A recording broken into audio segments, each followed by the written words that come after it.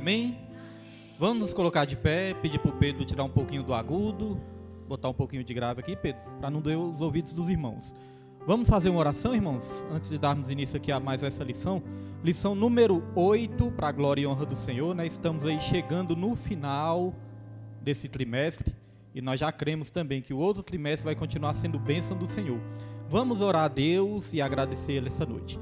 Senhor Deus, Pai amado e querido, Pai todo-poderoso, nós te louvamos mais uma vez nessa noite e estamos aqui reunidos como igreja para pedir a tua bênção sobre este estudo bíblico nessa noite. Senhor, tome aqui a minha vida, meu Pai, tome a minha mente, tome o meu coração, Senhor, repreenda toda a retaliação do inimigo, Senhor.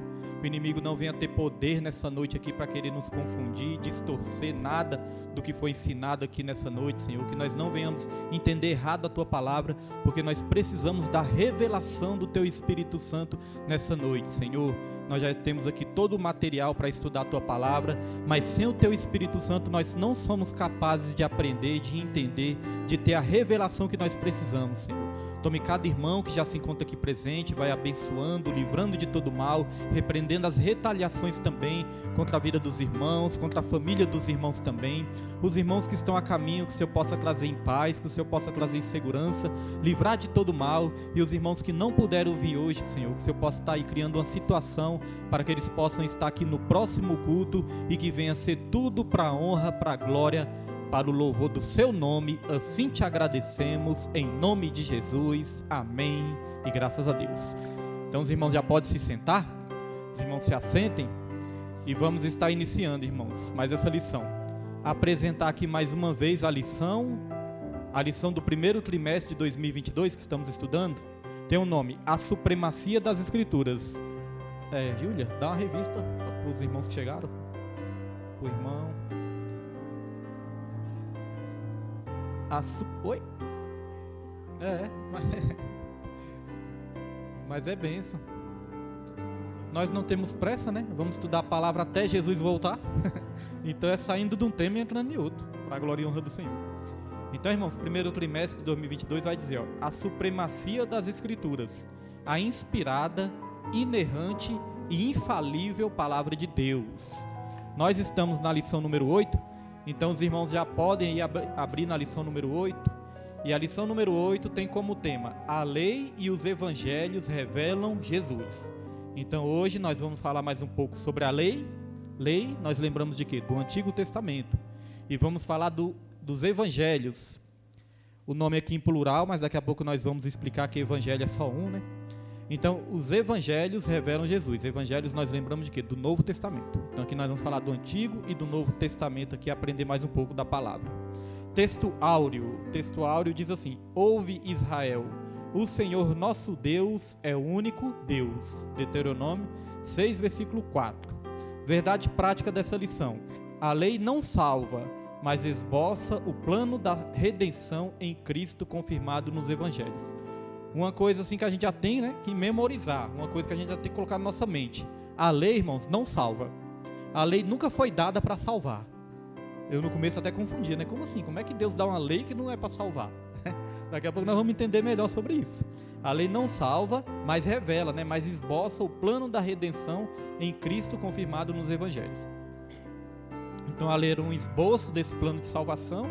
E esse plano de salvação foi confirmado no Evangelho. Tudo que a lei apontava, o Evangelho confirmou tudo aquilo.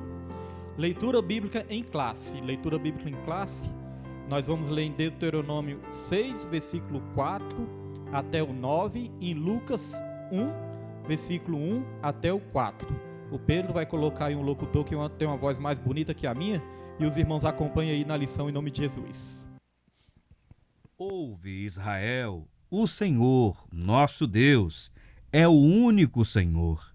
Amarás, pois, o Senhor teu Deus de todo o teu coração, e de toda a tua alma, e de todas as tuas forças. E estas palavras que hoje te ordeno estarão no teu coração, e as intimarás a teus filhos, e delas falarás assentado em tua casa, e andando pelo caminho, e deitando-te e levantando-te. Também as atarás por sinal na tua mão, e te serão por frontais entre os teus olhos. E as escreverás nos umbrais de tua casa e nas tuas portas. Tendo, pois, muitos empreendido, pôr em ordem a narração dos fatos que entre nós se cumpriram, segundo nos transmitiram os mesmos que os presenciaram desde o princípio e foram ministros da palavra, pareceu-me também a mim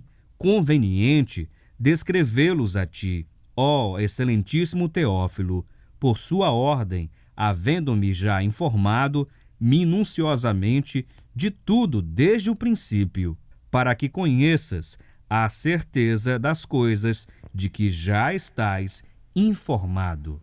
Amém, glória a Deus. Então aqui nós vemos o Antigo Testamento e vemos o Novo Testamento revelando aqui o Evangelho, irmãos.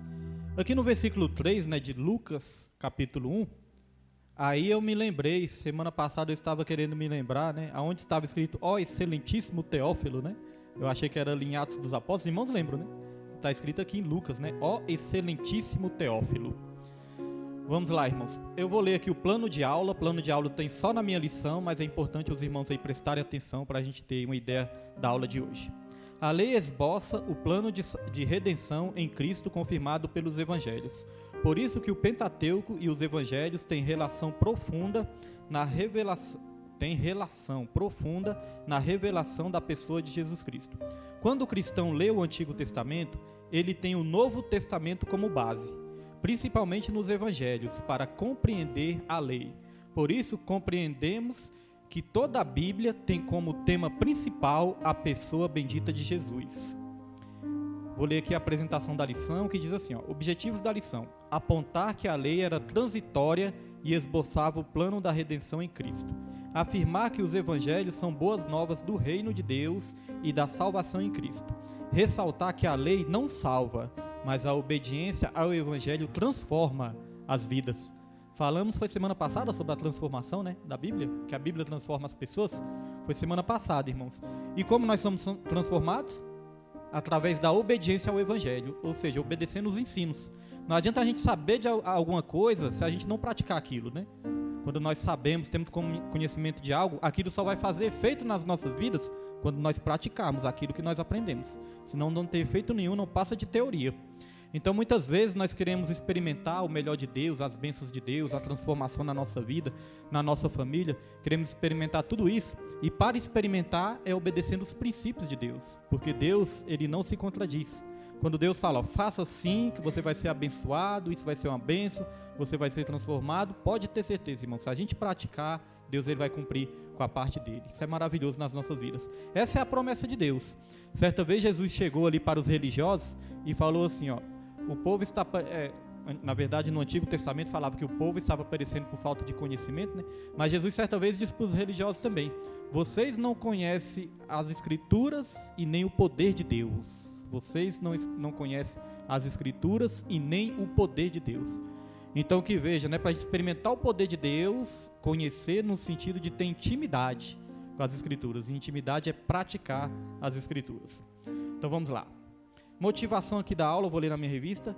Os princípios e valores que norteiam a lei do Antigo Testamento são os mesmos que estão presentes nos Evangelhos. Ambos se concentram em Jesus e revelam o Filho de Deus. De Gênesis até Apocalipse, irmãos, a Bíblia toda, ela aponta para Jesus. Aquele animal que foi morto lá em Gênesis, que nós falamos aqui no domingo, né? Aquele animal que foi morto lá no comecinho, já apontava para Jesus, para o sacrifício de Jesus.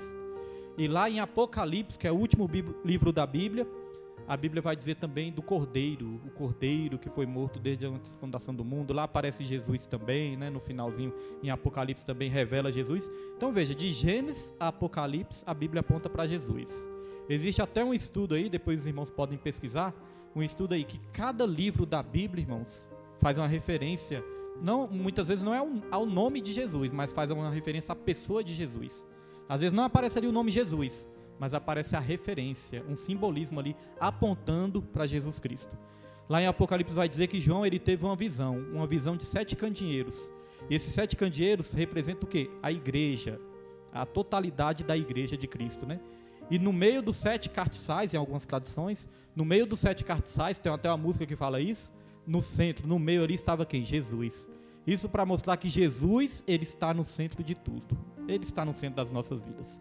Então vamos lá, introdução, os irmãos acompanhem na revista comigo. Agora tem na revista dos irmãos. Vamos acompanhar a introdução que está na revista de vocês aí. A lei e os evangelhos pertencem respectivamente ao Antigo e ao Novo Testamento. São livros sagrados de origem divina que integram o cânon das Escrituras. Possuem igual autoridade como regra de fé e prática, porém com funções distintas. Os preceitos e as narrativas da lei têm aplicações nos evangelhos. Na lição de hoje estudaremos a relação entre o Pentateuco e a mensagem de Cristo. Então veja, irmãos, os dois têm origem divina, a lei e os evangelhos, mas os dois têm funções diferentes. E nós vamos falar um pouquinho dessas funções. Aqui diz, ó, a lei e os evangelhos. Por que está no plural, né? Porque nós vamos aprender que evangelho é só um, é o evangelho de Cristo. Mas aqui está no plural, é porque existe o evangelho segundo escreveu Mateus, o evangelho segundo escreveu Lucas, o evangelho segundo escreveu Marcos, o evangelho segundo escreveu João. Então, muitas vezes quando nós falamos assim, o evangelho de Mateus, não é o mais certo de se falar não. O mais certo de falar é o evangelho segundo escreveu Mateus. O evangelho de Jesus Cristo segundo escreveu Mateus. Porque o evangelho é de Jesus e é só um. Escrito isso? Então confere aí. Então deu para entender nessa primeira parte? Por isso que fala evangelhos, né? Mas o evangelho é só um, daqui a pouco nós vamos ler na Bíblia onde diz isso. Aí, da Tawane tem, ó, o evangelho segundo escreveu Mateus. É igual Atos dos Apóstolos. Tem um livro que chama Atos dos Apóstolos. Na verdade, o mais certo seria chamar Atos do Espírito Santo através dos apóstolos. Não é verdade? Foi tudo através do poder do Espírito Santo que eles praticaram todos aqueles atos. Vamos lá, como diz a minha prima Júlia, vamos para o típico 1.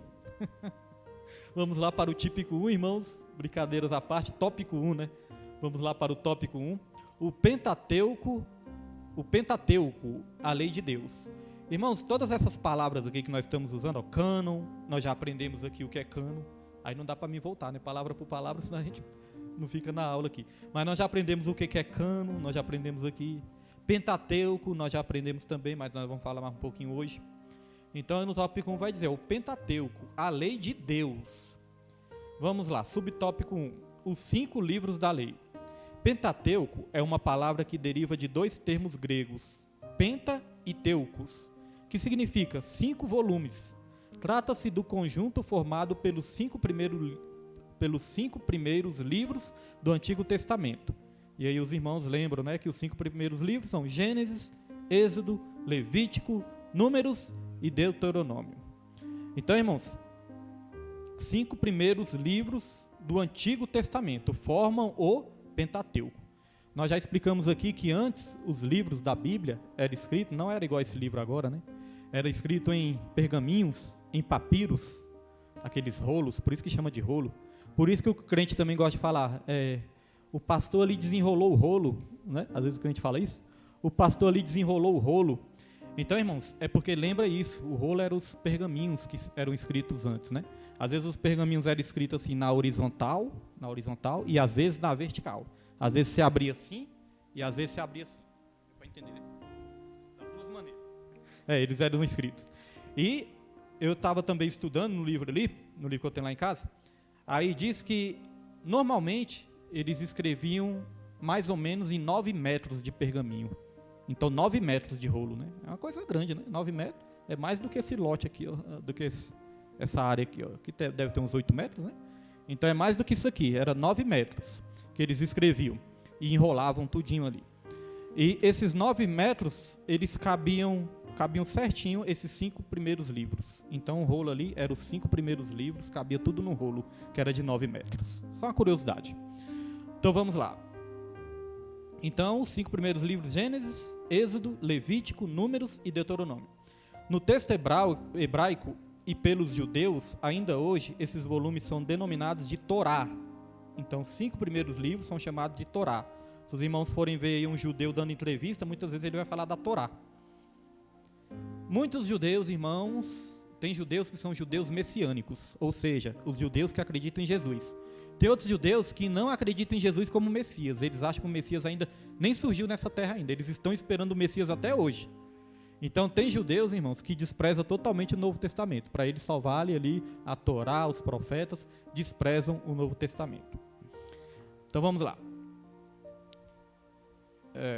Esses volumes são denominados de Torá com o sentido de instrução, ensino e direção. Então significa isso. Instrução, ensino e direção. A totalidade do Pentateuco é identificada nas páginas da Bíblia Sagrada como a lei. A lei de Moisés, olha os nomes que tem, né? Lei de Moisés, e está aí as referências para os irmãos lerem depois. Lei de Deus, é chamada também de lei de Deus, e lei do Senhor.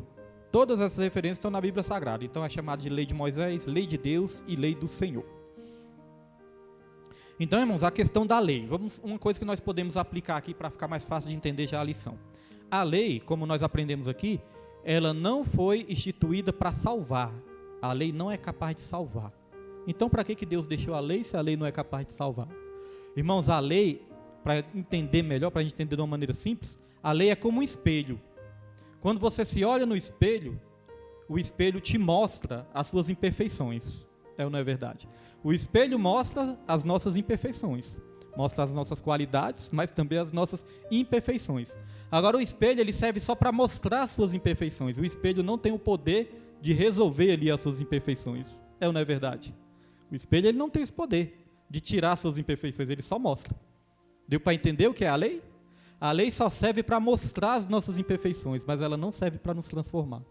Por quê? Porque nenhum ser humano, irmãos, nessa terra, sem ser Jesus Cristo, né? Tirando Jesus, nenhum ser humano nessa terra foi capaz de praticar a lei e aplicar ela 100%.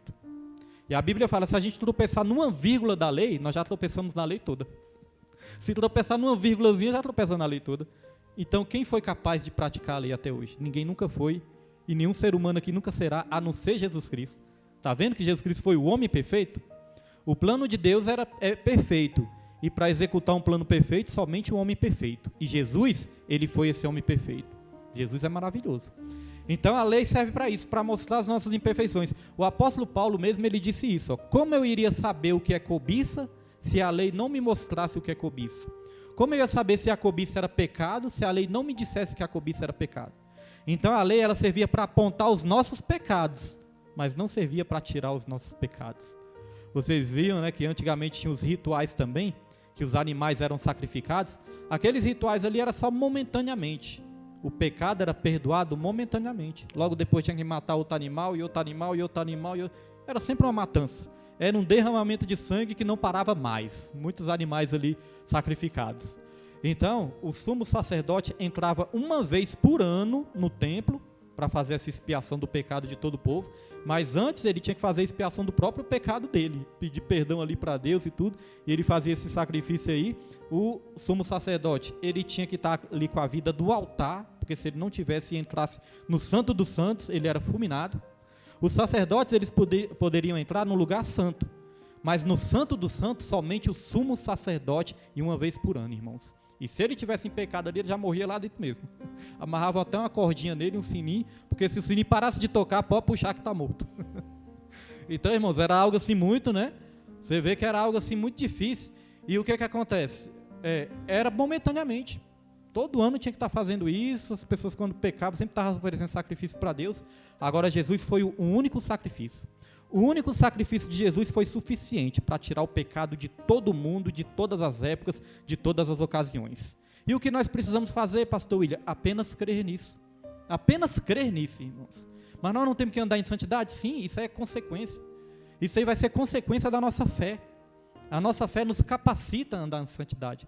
Não é isso que vai nos salvar. Nós não somos salvos porque nós somos santos, perfeitos, não. Nós somos salvos porque nós cremos naquele que foi santo e perfeito. E ele é capaz de transformar, de mudar a nossa vida. Andar em santidade é um dever sim, é uma obrigação de todo cristão, mas não vai ser isso que vai nos salvar. Quem nos salvou foi o santo chamado Santo de Israel, que é o nosso Senhor e Salvador Jesus Cristo. Então a lei é como espelho, mostra as nossas imperfeições, mas não é capaz de tirar as nossas imperfeições. Agora a graça, irmãos, a graça sim. A graça é comparada também com a água que nos limpa, uma água que nos purifica, a água que nos lava.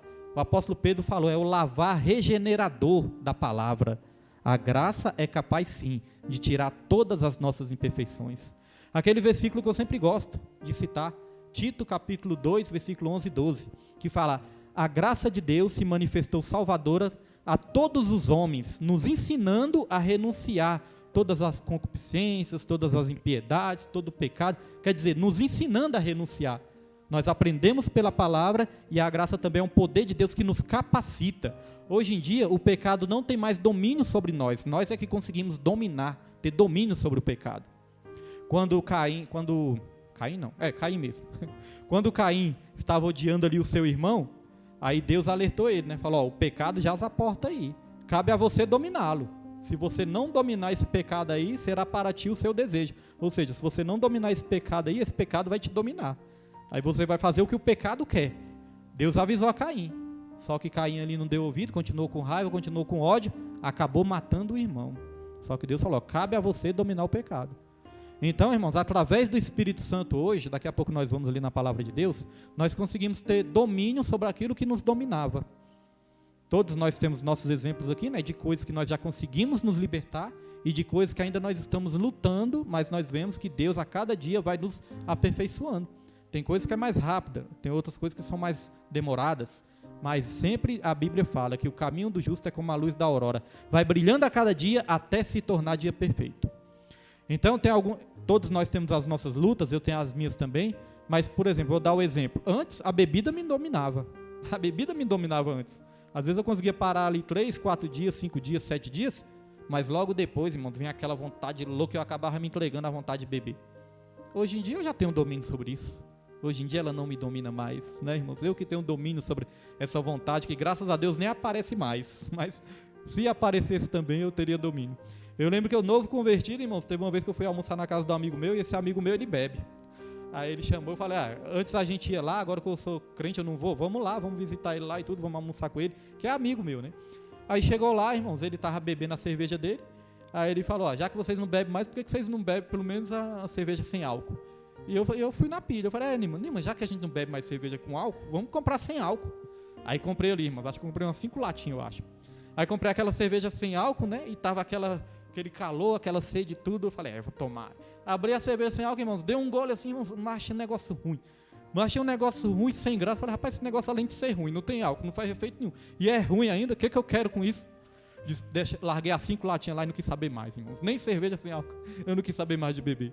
Mas antes não era assim. Antes, irmãos, se eu passasse mais de uma semana sem beber, vinha aquela abstinência, né, aquela coisa toda.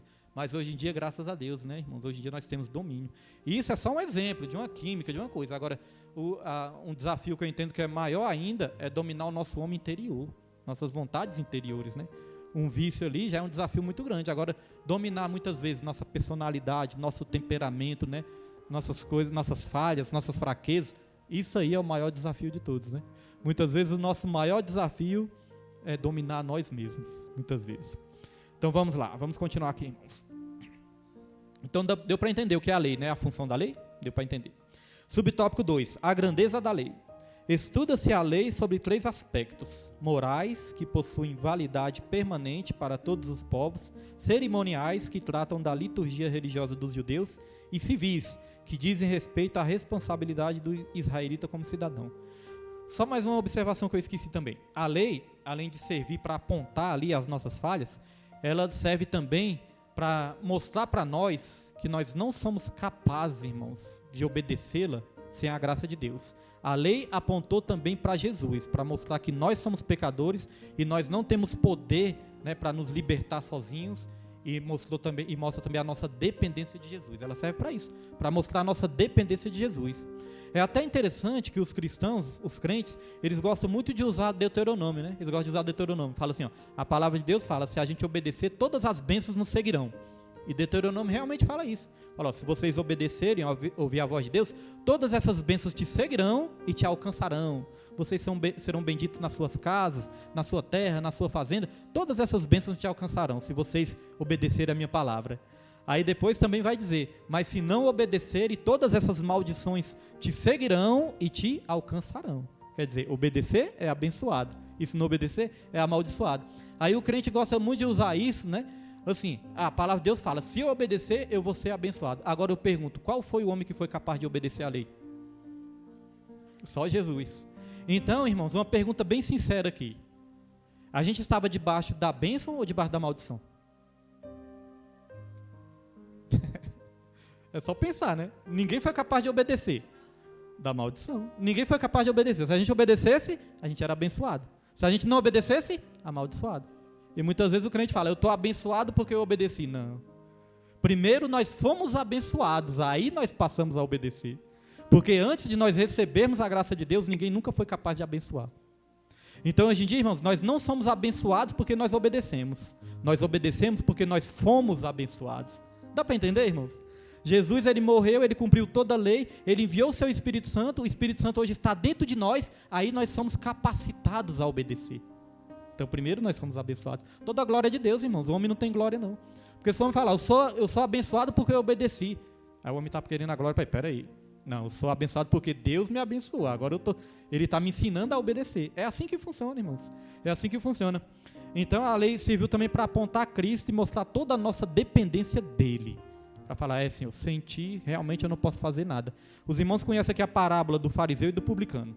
Os dois foram ao templo orar. O fariseu vai dizer que ele orava de si para si mesmo. Não orava nem para Deus, ele orava de si para si mesmo.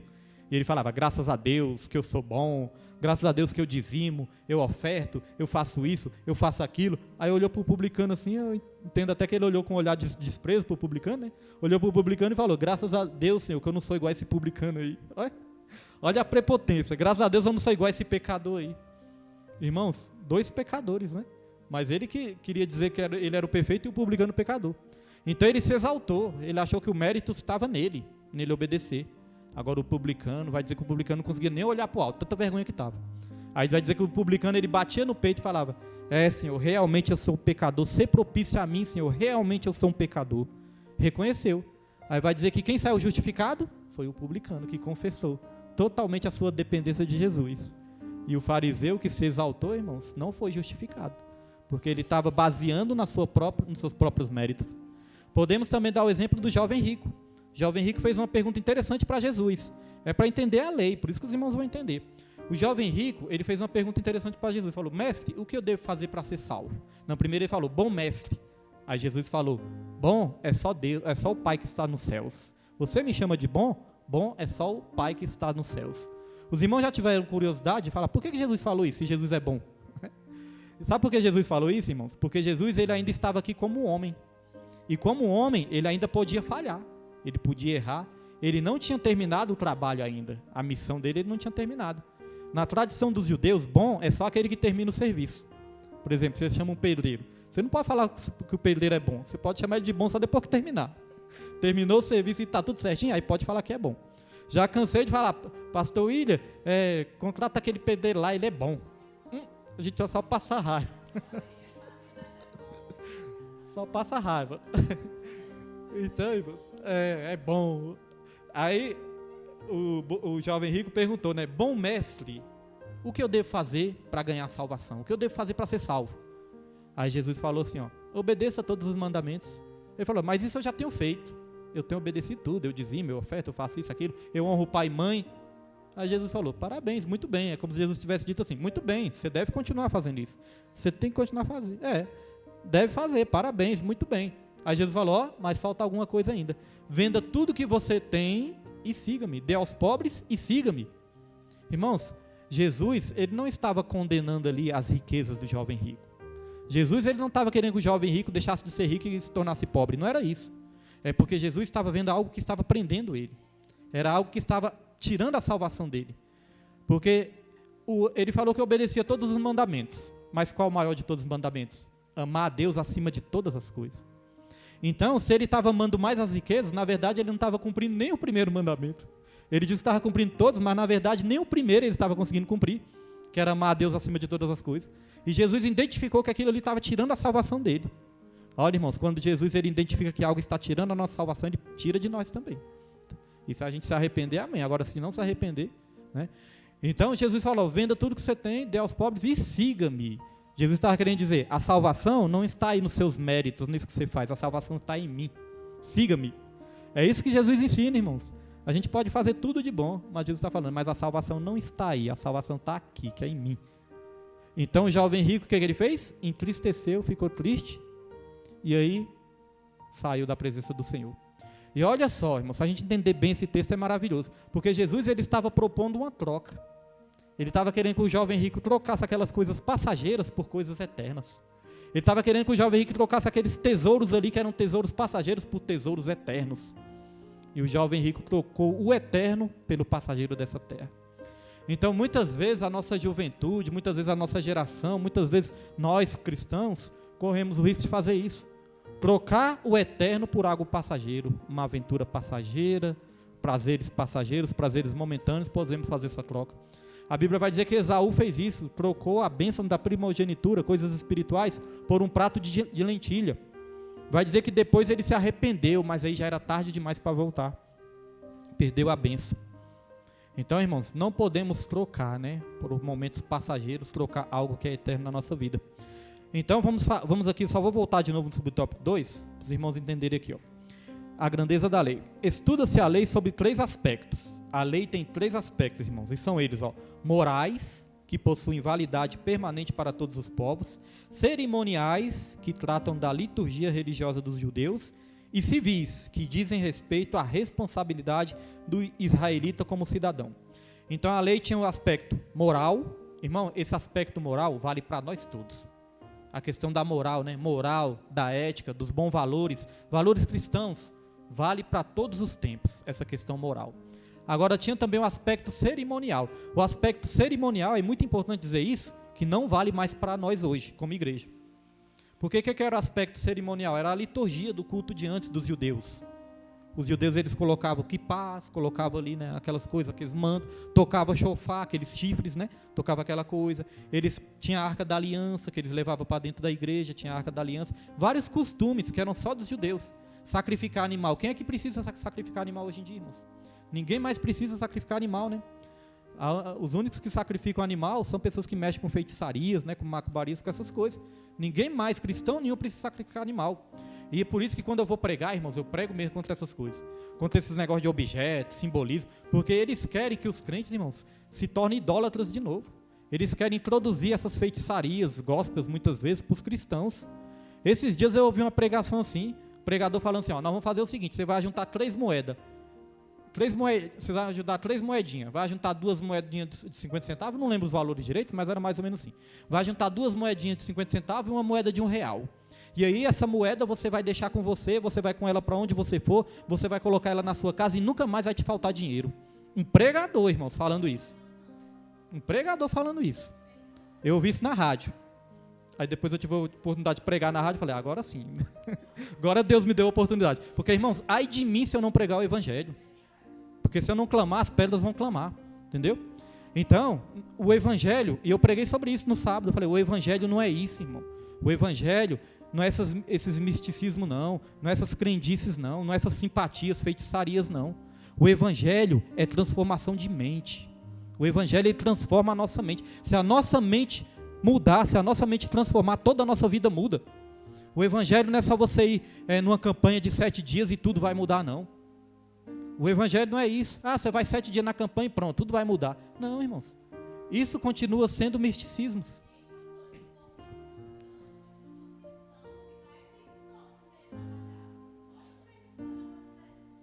E se fosse fácil assim, né, irmão? Bota 3 moedinhas, pronto, nunca mais vai faltar dinheiro. Meu bolso ia ser cheio de moeda. É.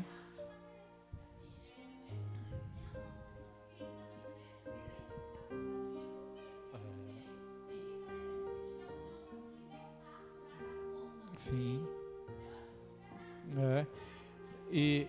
E às vezes começa dos púlpitos, né? A pregação. Você vai lá para ganhar isso, vai lá para ganhar aquilo. A pessoa já vem com esse foco. Não é de mudar de vida, é ganhar as coisas, né? Então, nós somos responsáveis, né, por tudo que nós falamos aqui também, de ensinar corretamente. Então, meus irmãos, o evangelho não é essas coisas. O evangelho é poder de Deus para transformação, para mudança. E a mudança começa ó, daqui, da mente. Quando a nossa mente muda, todas as nossas atitudes mudam. E aí o ambiente ao nosso redor vai mudando também. Tudo muda quando a nossa mente muda. Porque a nossa mente é o nosso mundo. Então essas leis morais ainda servem para a gente. Leis cerimoniais, por isso que o apóstolo Paulo, ele combateu muito o judaísmo. Pessoas que estavam introduzindo o judaísmo para dentro da igreja. Porque agora a igreja, irmãos, não tem divisão, não tem mais judeu, grego, troiano, romano, não tem brasileiro, chinês, não. A igreja é um só povo, é uma só fé, e essa fé é no Jesus. Então não tem mais essas cerimônias, esses rituais, não existem mais. O apóstolo Paulo, ele combateu muito isso. Isso era costume só para os judeus daquela época. Era os rituais dele daquela época, que eles ainda não tinham a revelação da graça. Então não serve mais para a igreja. Isso a gente fala sempre sobre isso, porque até hoje em dia, tem muitas igrejas evangélicas trazendo todo aquele costume judeu para dentro da igreja. Até a Arca da Aliança tem lá em Jeremias, não lembro o capítulo direito, mas lá em Jeremias foi proibido fazer novamente réplica da aliança, da Arca da Aliança. Fala, vocês não farão mais a Arca da Aliança. Proibiu fazer a réplica. E hoje em dia, às vezes você vê uma réplica de todo tamanho dentro da igreja.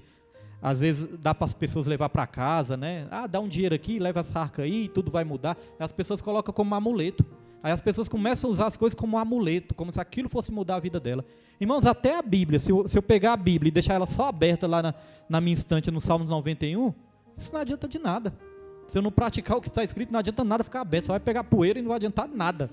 Então isso é o que? Uns misticismos que é introduzido dentro do povo. Então a gente tem que entender o que é evangelho. Evangelho não são esses rituais, não.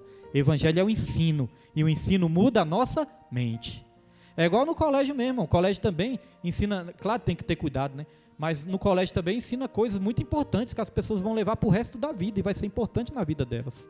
Então é o ensino que liberta. Não é ritual, não é objeto, não é nada disso. É o ensino que liberta. E o evangelho de Jesus tem mudado vidas até hoje, para a glória e honra do Senhor, irmãos. Então, existiam as leis também civis. As leis civis só serviam para os judeus naquela época, por quê? Porque tinha a cultura deles, as tradições deles, né, o país deles, as particularidades deles ali.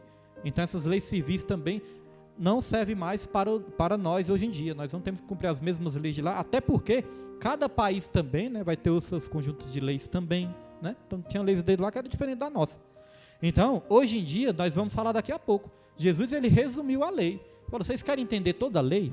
A lei se consiste em um mandamento: amar a Deus sobre todas as coisas e outro semelhante a este, amar o seu próximo como a ti mesmo. Resumiu tudinho para ficar mais fácil de entender. Aí a gente fica mais fácil de entender isso. Não precisa mais daquele ritual todo, aquela cerimônia toda, né? Ama a Deus, ama o seu próximo e em tudo de graça. Então é isso, irmãos, vamos aqui avançar. Nessa declaração de fé, ensina que a lei de Moisés é o mais importante código de leis da antiguidade por sua santidade, por seu caráter espiritual e por sua autoridade divina. A lei é santa e o mandamento santo, justo e bom. A lei é espiritual, contudo, enfatiza o documentário doutrinário que a grandeza da lei vai além de tudo isso, pois nela Deus esboça o plano da redenção humana em Cristo, porque o fim da lei é Cristo, para a justiça de todo aquele que crê. Então, irmãos, a lei, apesar da lei ser muito dura, né, quem não cumprisse a lei ali sofria penalidades, mas a lei, ela sempre foi santa, a lei sempre foi boa. A lei é boa, quem nunca foi bom foi o ser humano, por isso que precisou de Jesus, mas a lei em si é boa. E como eu falei que a lei é um espelho, irmãos, que nos mostra as nossas imperfeições, o apóstolo Paulo, ele passou por uma situação assim, né? Ele passou por uma situação onde ele estava se analisando com base na lei. E olha só, Romanos capítulo 7, versículo 21 ao 25. Pode colocar aí, Pedro. Romanos capítulo 7, versículo 21 ao 25. Acompanhem comigo aqui, irmãos. Diz assim, ó. Olha só o dilema que estava o apóstolo Paulo, e esse dilema todos nós passamos por ele. Ele começa falando assim, ó, eu mesmo não me entendo. Tem até uma canção que foi feita assim também. Eu não entendo o meu modo de agir. Porque quando eu quero fazer o bem, eu não faço. E o mal que eu não quero fazer, eu faço. Como é que é isso? Como funciona isso? Ele passou por esse dilema. Depois os irmãos leem todo o capítulo 7 ali, que fica mais fácil de entender. Mas aqui nós vamos ler algumas partes. Ó. Acho então esta lei em mim, que quando quero fazer o bem, o mal está comigo. Pode passar, Pedro. Porque segundo o homem interior, tenho prazer na lei de Deus. Ou seja, no seu homem interior, no seu espírito, ele tem prazer na lei de Deus. É uma lei bonita, ele gosta da lei, ele tem prazer naquilo, ele quer cumprir. Mas ele não consegue cumprir. Como é que é isso? E ele ficava naquele dilema. Passa aí, Pedro.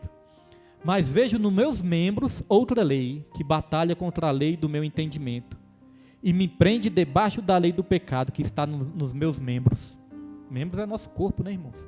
Então, o homem interior dele quer cumprir a lei de Deus, mas a carne, a natureza carnal, que está degradada pelo pecado, né? A nossa natureza carnal não deixa a gente cumprir a lei de Deus.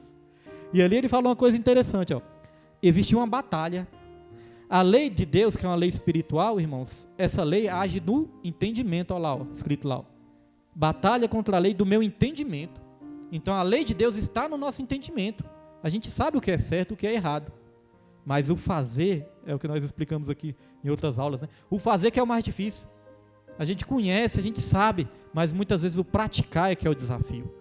Então no nosso entendimento, no nosso homem interior, a gente ama a lei de Deus.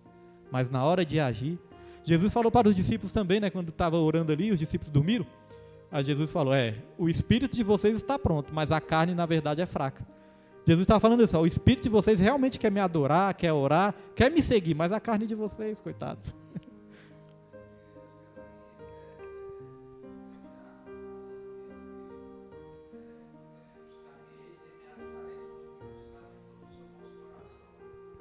Sim.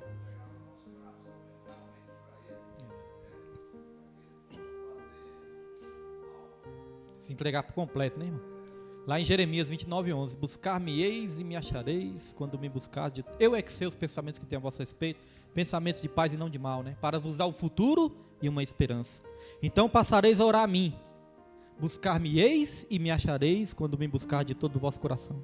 Serei achado de vós e farei mudar a vossa sorte. Como o irmão falou, né? A gente se entrega por completo, aí Deus faz a obra em nós. Então, irmãos, olha só, a lei de Deus está no nosso entendimento, mas o agir errado está nos nossos membros, no nosso corpo, né? Na nossa natureza humana.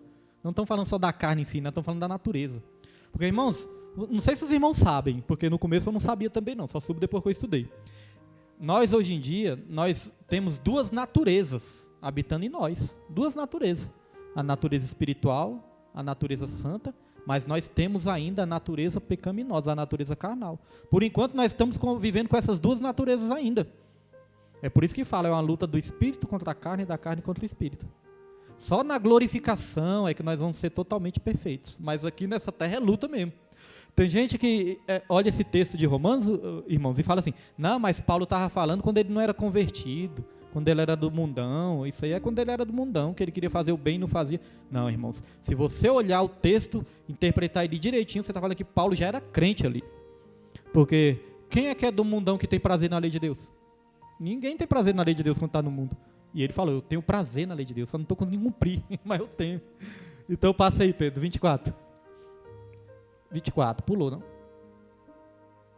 Miserável homem que sou, e às vezes o crente fica assim, né? Meu Deus, eu quero fazer certo, eu estou fazendo errado. Miserável homem que eu sou, e agora o que eu vou fazer? O crente às vezes até chora, né? E é bom chorar mesmo, irmão. Meus irmãos, é bom ficar triste, minha consciência está me acusando. Irmãos, muitas vezes a nossa consciência tem que acusar sim. O ruim é quando não acusa. Quando a gente faz tudo ali, tá tudo certo. Aí a mente está cauterizada, né? Então o crente fica triste, chora, né? Esperneia, Senhor, eu quero te servir direito. Aí é como, aí eu lembro daqueles episódios que tinha, né, do Chapolin Colorado. Ele fala, miserável homem que eu sou, é como se ele dissesse, e agora quem poderá me ajudar? Quem poderá me defender? Daqui a pouco vai explicar, ó. Quem me livrará do corpo dessa morte? Quem poderá me ajudar? Aí passa, Pedro, olha só, versículo 25. Dou graças a Deus por Jesus Cristo nosso Senhor, assim que eu mesmo com entendimento sirvo a lei de Deus, mas com a carne a lei do pecado. Olha só, irmãos, mas graças a Deus por Jesus Cristo. Então a nossa vitória, a nossa santificação, tudo vem através de Jesus. Mas daqui a pouco nós vamos ler o Romanos 8, né? Que aí vem a solução para tudo isso, Romanos 8. Vamos aqui, continuar. Subtópico 3. Esse relógio não está parado não, né? Tá não, tá bom. Subtópico 3. A lei e a fé cristã. A Escritura afirma que a função da lei era transitória, então era algo passageiro. Ela foi dada para revelar o pecado e demonstrar a necessidade da graça. Já falamos disso. Revelar o pecado e demonstrar a necessidade da graça. E assim serviu de aio para nos conduzir à redenção em Cristo. O que é aio, irmãos? Aio é como se fosse ali um professor. Antigamente, na cultura dos judeus também, eles, quando os judeus ali que tinham muitas condições financeiras, né, condições financeiras boas, eles pegavam ali as pessoas mais sábias, os melhores professores, e pegavam esses professores para cuidar dos filhos deles. Esses professores, eles se dedicavam o tempo todo ali para os filhos deles ali, né? Ensinando as coisas certas, ensinando o caminho a seguir, ensinando os filhos a tomar a decisão correta. Era o chamado aio, como se fosse um pedagogo, um professor. Ou então um tutor. Tutor, irmão, serve para endireitar. Lá na Nova Capa eu trabalho lá, e muitas vezes nós já plantamos árvores, né? Já saímos por aí plantando árvores. E a árvore, irmão, se você plantar ela e não botar um tutor, ela fica assim, fica torta. Então, para ela ficar retinha, você tem que botar um tutor e amarrar. Você bota o tutor e amarra, aí ela vai crescendo retinha. Então, o tutor serve para dar uma direção, para guiar, para endireitar. Esse é o tutor. Então, a lei também era isso. Servia para apontar, né? Para dar uma direção, para guiar. Vamos lá. A lei encerrou a humanidade debaixo do pecado. Desse modo, ninguém pode ser salvo pelas obras da lei. Nesse aspecto, a obra de Cristo nos resgatou da maldição da lei. Como eu disse, irmãos, às vezes as pessoas falam assim, não, lá em Deuteronômio fala, se eu obedecer, eu vou estar abençoado. Só que, na verdade, a gente estava debaixo de maldição. E que maldição era essa? A maldição da lei. A lei dizia isso, adulterou, já vai ser apedrejado e vai morrer. Então, essa era o quê? A maldição da lei. Nós estávamos todos debaixo dessa maldição, que é a maldição da lei. E lá em Gálatas, tem até a referência aqui, né? Gálatas 3:13, depois os irmãos anotem aí. Gálatas 3, versículo 13, vai dizer assim, ó, Cristo, ele se fez de maldito para nos livrar da maldição da lei. Falamos um pouco disso no domingo também, né? Cristo, ele se fez de maldito para nos livrar da maldição da lei. Então, nós não estávamos debaixo de bênção, não. Nós estávamos debaixo de maldição. Da maldição da lei. Agora sim, nós estamos debaixo da bênção, que é a graça do Senhor que está sobre nós. Vamos lá. Deixa eu ver onde eu parei. A lei encerrou a humanidade debaixo do pecado, desse modo ninguém pode ser salvo pelas obras da lei. Nesse aspecto, a obra de Cristo nos resgatou da maldição da lei e nos deu vida mediante o Evangelho. Cristo, o único sem pecado, cumpriu a lei e inaugurou a dispensação da graça. Agora, livres da lei, vivemos debaixo da graça divina. E todo aquele que permanece em Cristo não vive pecando. Agora é importante dizer isso também, porque o apóstolo Paulo, ele estava ali, naquela luta, naquela batalha. Agora, isso não significa que ele estava ensinando aqui que a gente pode pecar à vontade. A gente não consegue resistir mesmo, então vamos pecar mesmo, a gente não consegue. Não é isso, né, irmãos, que a palavra está falando. Nós estamos aprendendo aqui a interpretar da maneira correta. Aquela luta é a luta que ele tinha ali, mas isso não significa, eu não consigo vencer o pecado, então vou me entregar a ele. Não é isso. A Bíblia fala, não vos sobreveio sobre vós tentação que não fosse humana, mas pelo contrário, juntamente com a tentação, Deus provém também o livramento para que possais suportar. Ou seja, vem tentação nas nossas vidas, mas Deus, ele nos dá graça para suportar. Graça de Deus não é licença para pecar. Graça de Deus é poder para resistir ao pecado. É isso que é a graça de Deus. Então, como eu falei, no Romanos 7, ele estava naquela luta. Mas olha só o que ele falou em Romanos 8. Ó, o mesmo apóstolo Paulo falou em Romanos 8. Coloca aí, Pedro. Romanos 8, versículo 1, diz assim, ó, portanto, agora nenhuma condenação há para os que estão em Cristo Jesus. Aí nós, como crentes, nós gostamos muito desse versículo, né? Nenhuma condenação há para os que estão em Cristo Jesus. Não tem nenhuma condenação sobre mim. Isso é bom, é maravilhoso, e é o que a palavra de Deus realmente nos ensina, irmãos. Mas olha só, tem o contexto. Nós estamos aprendendo aqui a ler o texto e o contexto de tudo. No contexto vai dizer, ó, nenhuma condenação há para os que estão em Cristo Jesus, que não andam segundo a carne, mas segundo o Espírito. Então a condenação só não está sobre nós se a gente não andar segundo a carne. Se a gente andar segundo o Espírito. Porque se a gente andar segundo a carne, irmãos, aí estamos atraindo condenação para nós. Porque a gente conhece a palavra, mas não está praticando. Está praticando ali o pecado, né, voluntário, o pecado proposital. Então, o próprio pecado nos condena, porque a Bíblia fala que o salário do pecado é a morte. Então, quando andamos no Espírito, aí sim, não temos nenhuma condenação. Porque, irmãos, o diabo, ele pode até vir nos acusar, quando nós estamos andando no Espírito. Só que quando ele nos acusar, falar, você cometeu esse pecado, você pecou, aí você fala, realmente eu pequei, mas eu me arrependi, pedi perdão para o meu Deus, e eu creio que o meu Deus é fiel, porque a palavra dele diz, filhinhos, eu digo isso para que não pequeis, mas se porventura pecares, se por acaso, não é uma coisa que vai fazer direto, né? Se por acaso pecares, temos um advogado, que é Jesus Cristo, o homem, que perdoa os nossos pecados e nos livra, nos purifica de toda injustiça. Então, quando a condenação vem do Satanás, irmãos, aí sim, nós podemos, né, mediante a palavra, falar, já pedi perdão, eu creio que Deus já me perdoou, porque quando Deus nos perdoa, irmãos, nós temos que crer nesse perdão. Porque às vezes Deus já nos perdoa e a gente fica se condenando também, tem essa questão também, né? Tem essa situação também. Agora, a Bíblia é bem clara, aquele que confessa sua transgressão e deixa, alcançará misericórdia. Mas os que encobrem suas transgressões jamais prosperará. Então, ou seja, aquele pecado, se a gente encobrir aquele pecado, significa que a gente não se arrependeu. Agora, quando a gente confessa e deixa, aí nós alcançamos a graça, alcançamos a misericórdia. Então, funciona assim, né? Versículo 2, Pedro. Pediu 2? Pedi. Porque a lei do Espírito de vida em Cristo Jesus me livrou da lei do pecado e da morte. Então, a lei do Espírito de vida, essa é a lei de Jesus, essa é a lei de Deus. A lei que nos dá vida, porque essa lei do mundão aí é só a lei do pecado, né? E o pecado gera morte. É a lei do pecado que nos traz morte. Graças a Deus que hoje em dia nós estamos aí vivendo essa lei, que é a lei do Espírito que nos dá vida. Vamos lá para o tópico 2, avançando aí a lição, tópico 2. Falamos da lei, alguma dúvida sobre a lei? Se tiver, pode perguntar, irmãos, porque se eu não souber, aí eu estudo para trazer na próxima aula, mas se ficar alguma dúvida, é bom os irmãos perguntarem. Tópico 2, os evangelhos. Agora vamos falar dos evangelhos. A mensagem de Cristo. O conceito de evangelho. O termo evangelho tem origem no grego evangelion, com o significado de boas novas. Refere-se à mensagem do reino de Deus e da salvação por meio de Cristo. Evangelho, irmão, significa também as boas novas. E o que são boas novas? Boas notícias. E qual é a boa notícia? A boa notícia é que a gente estava debaixo de maldição e agora estamos debaixo de bênção. A boa notícia é que a gente estava mortos nos nossos delitos e nos nossos pecados, mas agora nós encontramos vida e a vida em Jesus. Agora observe que antes da gente ter uma boa notícia, a gente tinha uma má notícia, né? A má notícia é que o homem pecou e quando pecou a morte entrou no mundo. Estavam todos condenados à morte e à condenação. Essa era a má notícia. A gente vivia sobre uma má notícia. Mas aí quando Jesus se revelou, veio o Evangelho é as boas novas, as boas notícias. Zacarias, quando foi ter o filho, quando ele teve a revelação e tudo, né? O Evangelho quando começa ali em Mateus, ou é Mateus ou é em Lucas, agora está me falhando a memória, que diz assim, ó, eu trago boas novas de grande alegria, né? Eu creio que é em Mateus, eu acho. Trago boas novas de grande alegria. Então as boas notícias é o Evangelho. Jesus, ele é uma boa notícia.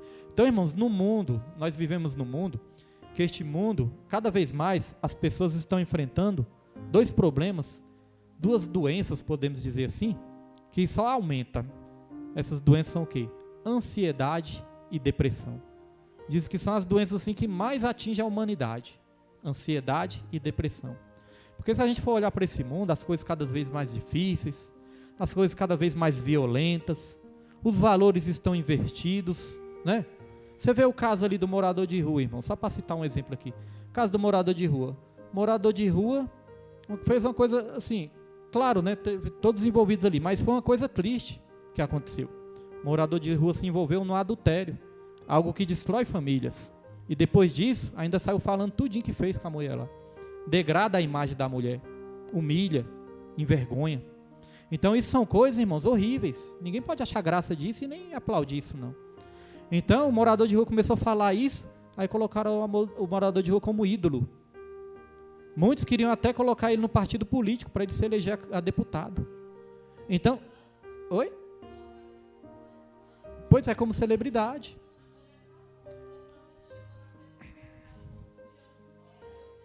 Aí tá vendo, irmãos? Os valores estão invertidos. As pessoas estão aplaudindo o pecado, coisas que destroem uma família. Isso destrói. Aí o marido da esposa lá se expondo também, né? Imagina como foi difícil para ele também ver aquilo, né? Passar por aquilo, os filhos. Aí as pessoas fazem piada. Hoje em dia, irmãos, existe... Eu não sou contra humor, né? Se alegrar, essas coisas. Eu não sou contra o humor, essas coisas, não. Mas hoje em dia existe um humor que é um humor negro. Uma piada que ofende, que machuca, aquelas piadas que ofendem, que machucam. Aí fica se discutindo qual o limite do humor, qual o limite da piada. Não pode botar limite para a piada. Não, irmão, a gente tem que ter limite sim. Porque senão a pessoa é capaz até de se matar. Teve o Oscar também, a repercussão aí do Oscar. A mulher lá tem um problema ali na cabeça, no cabelo, que causa queda de cabelo, alopecia, né? causa queda no cabelo. Agora imagine para as mulheres, né, o que é o cabelo. Imagina o que ela passa de tristeza, de dor, de complexo. Tem pessoas que entram em depressão por causa disso. Aí chega outro lá, faz uma piada com aquilo ali. Então a pessoa tem que saber, né, irmãos? Então isso pode destruir uma vida, uma pessoa pode até se suicidar. Mas os valores estão invertidos, as pessoas estão começando a aplaudir essas coisas. Como fala, o mendigo colocou o mendigo como celebridade. Valores invertidos. Então no mundo em que a gente vê que o mundo está indo de mal a pior cada vez mais, aplaudindo essas coisas e muitas vezes condenando o que é certo, às vezes o pastor, o homem de Deus, a mulher de Deus se levanta para falar o que é certo, é condenado, é apedrejado, é censurado, é odiado, porque os valores estão invertidos. A gente olha, tudo ficando mais caro, tudo ficando mais difícil, os nossos filhos correndo perigos neste mundão. Aí, irmãos, vem tudo isso. Mas aí, nós temos que lembrar ainda existe uma boa notícia. Não fique triste. Jesus sempre falava, ó, não tem mais. Jesus estava sempre falando isso, não tenha medo, não tem mais, não tenha medo. Se Jesus estava falando para não ter medo, ele estava garantindo, não tenha medo porque eu estou contigo. Não tenha medo que eu tenho poder para te salvar dessa situação. Então no mundo que vai de cada vez de mal a pior, nós temos o papel de ainda lembrar essa humanidade que ainda existe uma boa notícia. E a boa notícia é o Evangelho. A boa notícia é Jesus. Jesus ainda cura, liberta, salva, transforma, abençoa. É isso que nós temos que levar para todas as pessoas. Quando nós vamos evangelizar, quando a gente faz uma live, quando a gente está aqui na consagração, nos cultos, na nossa família, seja onde for, nós temos que anunciar as boas notícias, irmãos. Senão as pessoas vão ficar cada vez mais depressivas. Então não é só ficar alarmando o mundo, não, é anunciar as boas novas, que ainda tem solução. Vamos lá. Seus autores, os autores dos evangelhos, né, são chamados de evangelistas, que significa portadores de boas novas. Evangelista é isso, irmãos, portador de boas novas, né? Evangelista não é só quem está com o microfone pregando, é um portador de boas novas. Quando você vai na sua família, quando você vai no seu bairro, no seu vizinho, levando as boas novas, você está sendo um evangelista.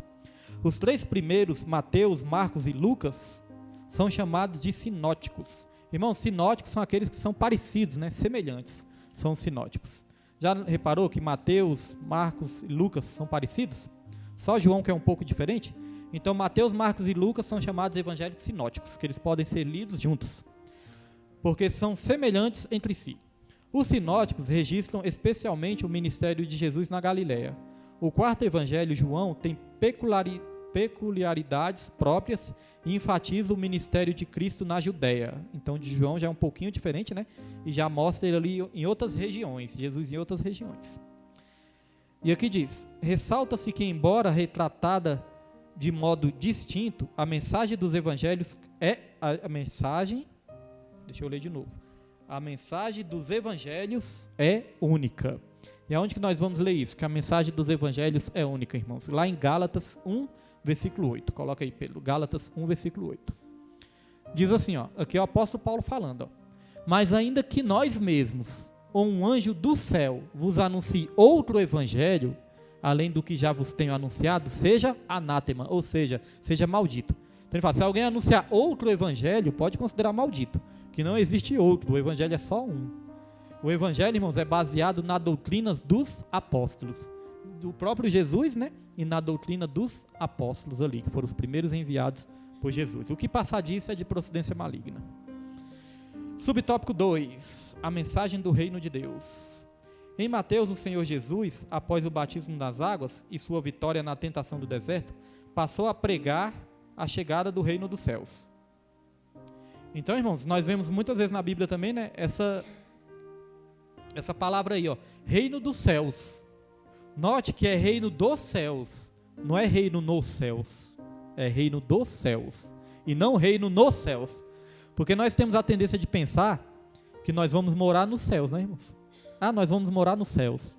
Tem até a música do Lázaro, ainda bem que eu vou morar nos céus. Mas, irmãos, na verdade nós não vamos morar nos céus. A Bíblia fala que será criada novos céus e nova terra, aonde habita a justiça. Então nós vamos morar nessa nova terra. Vai existir novos céus, mas nós vamos morar nessa nova terra. É como se fosse o plano original de Deus, né? Deus criou o planeta Terra, colocou os seres humanos, as coisas tudo do bom e do melhor. Então Deus ele vai restaurar esse plano. É claro que quando nós vamos passar sim um período nos céus. Quando nós formos arrebatados, aí nós vamos passar um período nos céus. mas depois de Jesus ele vai descer com a sua igreja. Note que a palavra de Deus ensina assim, ó, eu vi a nova Jerusalém que desce dos céus. Então não era o ser humano, o planeta Terra que estava subindo para os céus, né? A nova Jerusalém desce dos céus. E é a cidade onde não há lágrima, onde não há choro, onde não há pranto, né? Então nós vamos morar na terra, viu, irmãos? Então aqui fala, ó, reino dos céus.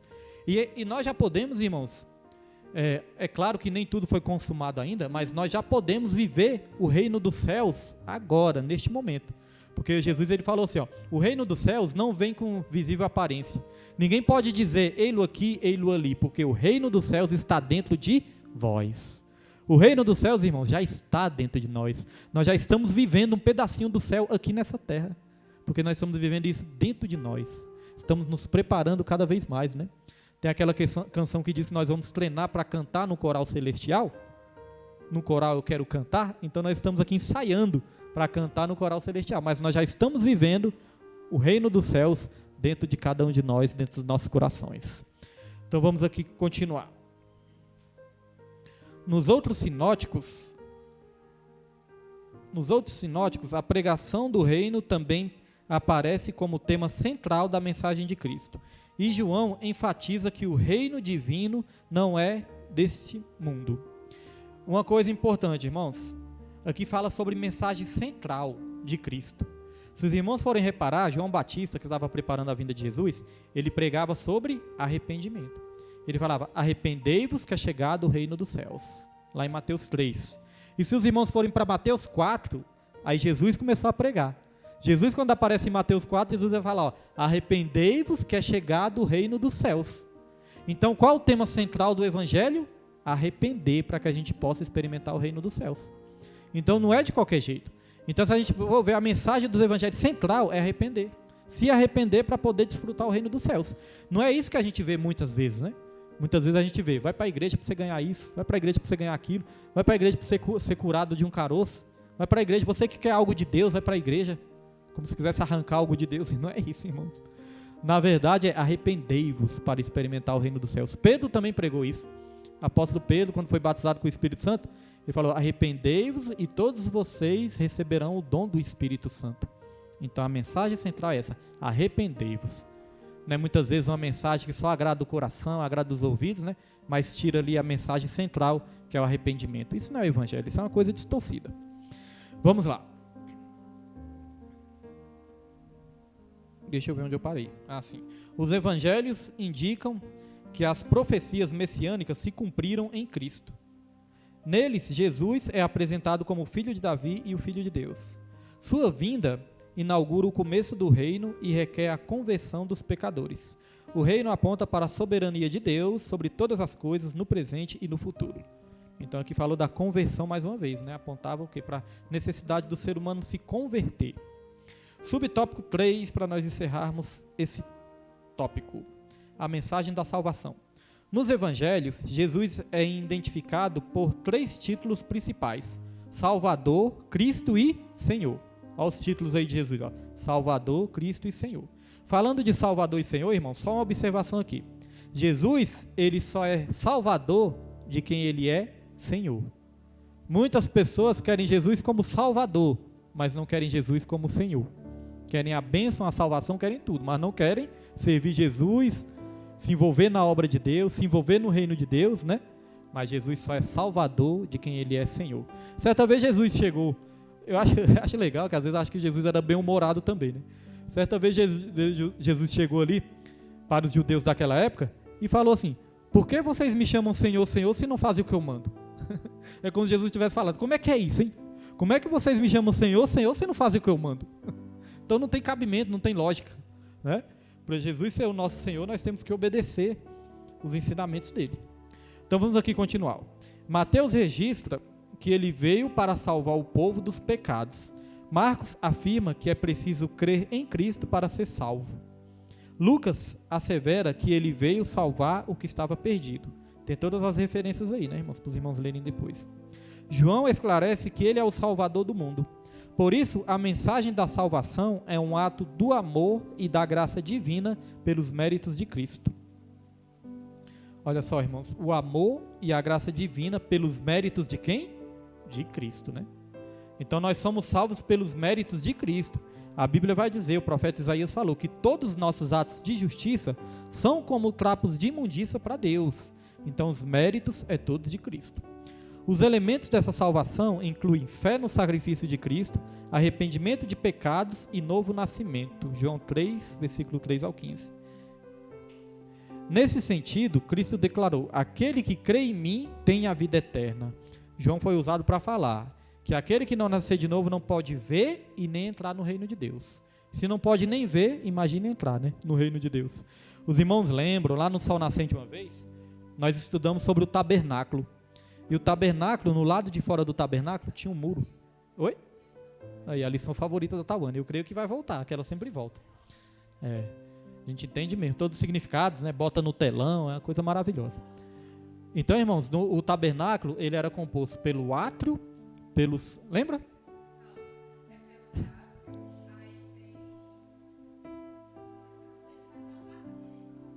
Aí é os objetos. Os objetos que tinham, né? Não, mas eu estou falando só os 3 compartimentos. Porque tinha também os objetos, né? Os acessórios. E o Santo dos Santos. O átrio era também chamado de pátio. Aí tinha o átrio, onde até o povo podia ficar ali dentro. O povo podia ficar por ali e tudo. Mas tinha o lugar santo, que era só o sacerdote que podia entrar. E o Santo dos Santos, que era onde ficava a Arca da Aliança. Ali só o sumo sacerdote poderia entrar. Aí tinha também o altar de sacrifício. Vai lembrar, Tom, de tudo que tinha? O altar de sacrifício era do lado de fora. Do lado de fora, no átrio. Lá dentro tinha a mesa com os pães da proposição. Tinha um candelabro de ouro. E tinha a pia de bronze também, que se lavava, se purificava. E no lugar santo dos santos, o que tinha lá dentro? A Arca da Aliança. E o que tinha dentro da Arca da Aliança? Tinha as tábuas da lei, o cajado de Arão, a vara de Arão. E o maná. Olha, a memória ainda está boa, né? Que tem anos que a gente não estuda. Mas é bênção de Deus, irmãos. Então, o que eu queria dizer? Nesse tabernáculo existia um muro. Você vê que o povo, quando o povo ali já fazia parte ali do povo de Deus, eles poderiam entrar até o pátio. Mas quando eles nem faziam parte do povo de Deus, irmãos, eles não podiam entrar nem no pátio, eles ficavam do lado de fora. E do lado de fora tinha um muro. Esse muro era alto, acho que tinha mais de 3 metros, se eu não me engano. Era em côvados. Então esse muro era alto, irmãos. Como esse muro era alto, quem estava do lado de fora não podia ver o que estava lá dentro, não podia ver nem entrar. Interessante, né? Não podia ver e nem entrar. E João já apontava para Cristo isso aí. O tabernáculo todo aponta para Cristo também. Quando nós aprendemos isso aqui vai ser maravilhoso. Tudo aponta para Cristo. E João falou, aquele que não nascer de novo não pode ver e nem entrar no reino dos céus. Já simbolizava lá naquela época. Irmãos, eu chego a me arrepio. A palavra de Deus é maravilhosa, irmãos. Quanto mais você estuda a palavra e você descobre essas coisas, mais você vê como tudo é perfeito. Mais você tem fé. Porque às vezes nós podemos ficar na dúvida, não, o que tem a ver isso? Não, acho que não é assim não. Mas, irmãos, quanto mais você vê que tudo ali que simbolizava Jesus se cumpre em Jesus, mais você tem certeza de que Deus existe, que Deus é real e que Ele deixou tudo escrito aí e tudo se cumpre, irmãos. É algo maravilhoso. Por isso que eu falo, irmãos, eu gosto de estudar, incentivo os irmãos a gostarem também. Quem puder fazer curso, teologia, comprar livro, irmãos, melhor coisa que tem. Várias vezes eu estou lá no meu serviço, às vezes está enfrentando alguma luta, alguma dificuldade, alguma chateação lá no meu serviço, irmãos, estou ansioso, estou alguma coisa. Irmãos, é só eu pegar ou a Bíblia ou pegar um livro e começar a ler. Ó. O estresse passa, fica calminho, calminho. No meu carro tem livro lá espalhado dentro do carro, 3, 4 livros. O irmão Edson que vem aqui, o irmão Edson chegou lá, ficou olhando para o meu carro assim, né? Pastor William, peraí. Aí o irmão Edson estava lá recolhendo meus livros, recolheu os livros tudo, colocou assim no banco. Eu pensei, o que esse irmão está fazendo? Aí pegou meus livros, colocou lá no banco e começou a tirar foto. Aí começou a tirar foto e falou, ó, vou mandar essa foto para meus filhos. Falou, ó, tem que andar assim, ó. Tem que andar assim estudando. Mas, irmãos, é uma coisa que eu gosto, que eu tenho prazer e é maravilhoso. Arrumei minha bibliotecazinha lá e tudo. Só de olhar para ela eu já fico feliz. É algo que realmente... Irmãos, e como eu falei aqui, ó, livro é tão importante que o nosso nome está escrito no livro da vida, né? E a Bíblia fala que Deus, ele escreveu toda a nossa história no livro. Olha só a importância de um livro. Hoje em dia, na época de celular, a pessoa chega a ficar zaroia, com o olho, as vistas cansadas, pescoço doendo. Irmãos, escoliose, me explicaram lá na academia. Essas coisas dão escoliose. A gente corcunda, torto. E selo lá, né, ele força muito, pesa, pressão sobre os ombros. Isso é sério, irmãos. Então, além do mal-estar espiritual, que se a gente exagera, não estou dizendo que é pecado, né, irmãos? Tem um controle ali, um equilíbrio, amém, é bem assim. Tem coisas que você pode, né, trazer até de bom para a sua vida. Agora, tudo que é exagerado, aí se torna um vício, se torna algo ruim para as nossas vidas. Tudo que é de exagerado faz mal, né? Então, além de fazer mal espiritualmente, que você vai gastar muito seu tempo ali em coisas que não vai edificar em nada a sua vida, ainda sua saúde física, seu corpo, sua forma física, também vai ser prejudicada. O dia que eu fui pegar um peso lá, aí eu peguei o peso, aí o rapaz, você vai fazer elevação lateral. Irmãos, quando eu fiz, aí o cara, aí o professor perguntou, você tem escoliose, né? Aí eu achei o nome muito feio. Aí eu falei, não, uma vez eu fiz uns exames assim, realmente estava dando uns desvios lá e tudo, mas esse nome aí... Aí depois eu lembrei, irmãos, eu falei, não, mas o médico falou mesmo, que eu tinha uma pequena escoliose lá e tal. E ele falou, nós vamos consertar essa postura sua. E as dores nas costas, no pescoço, tá passando, irmãos. Mas eu estou vigiando também nesse negócio de cal. Estou vigiando isso, irmão. Faço alongamento, estico, tudo. Tá melhorando muito. Porque dirigir essa van também doía, né, as costas. Mas agora tá...